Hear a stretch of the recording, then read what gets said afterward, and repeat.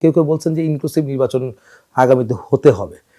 তখন তো আসলে এখন যেহেতু আওয়ামী লীগ নিষিদ্ধ হয়নি, তাহলে কি সামনে নির্বাচনে আওয়ামী লীগ কি ফেরার কোনো সম্ভাবনা আছে?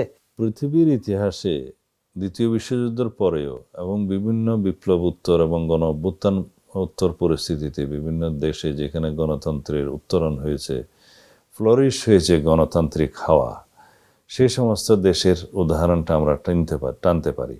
সেই সমস্ত দেশে ইনক্লুসিভ ইলেকশন মানে গণতান্ত্রিক রাজনৈতিক শক্তিগুলোকে নিয়ে ইনক্লুসিভ বলা হয়। কোনো ফেসিস্ট পতিত স্বৈরাচারকে নিয়ে ইনক্লুসিভ ইলেকশন বলা যাবে না। তারপরেও এটা এখনও দেখার বিষয়। কোর্ট এখন সরকারের কোর্টে। আমরা তো সবসময় বলেছি যে আওয়ামী লীগের রাজনৈতিক দল হিসেবে তাদের গণহত্যা এবং মানবতা বিরোধী অপরাধের জন্য অভিযুক্ত করে তার বিরুদ্ধে আইনি এবং বিচারিক ব্যবস্থা নেওয়া যায়, তাদেরকে বিচারের আওতায় আনতে হবে রাজনৈতিক সংগঠন হিসেবে। তারপরে সেটা দেখা যাবে কি সিদ্ধান্ত হয়।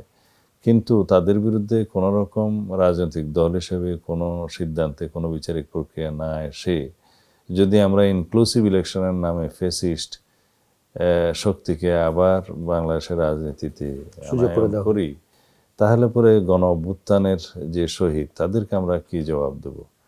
যারা এখনো সাংঘাতিকভাবে শারীরিক পঙ্গুত্ব নিয়ে, অন্ধত্ব নিয়ে যারা এখন বসে আছে তাদেরকে আমরা কি জবাব দেব? বাংলাদেশের মানুষ যে প্রত্যাশা নিয়ে, যে আকাঙ্ক্ষা নিয়ে গণ অভ্যুত্থানে অংশগ্রহণ করেছে, তাদের কাছে কি জবাব দেব? যে প্রত্যাশা নিয়ে এই জাতি একটি গণতান্ত্রিক এবং বৈষম্যহীন সমাজ বিনির্মাণের জন্য অপেক্ষা করছে, তাদের প্রত্যাশার কি হবে? তারা সিদ্ধান্ত নিয়েছিল একবার আওয়ামী লীগের রাজনৈতিক দল হিসেবে বিচারের প্রক্রিয়ায় নিয়ে আসবে, আইন সংশোধন করবে, আবার পিছিয়ে গিয়েছে। ইদানিং প্রধান উপদেষ্টাকে বলতে শোনা যাচ্ছে যে আওয়ামী লীগ নির্বাচন করবে কিনা সেটা তাদের সিদ্ধান্ত। যদি এইরকমই বক্তব্য হয়, তাহলে প্রধান উপদেষ্টা প্রকৃতপক্ষে কী রকম নির্বাচন উপহার দিতে চান সেটা জাতির সামনে খোলাসা করার দরকার।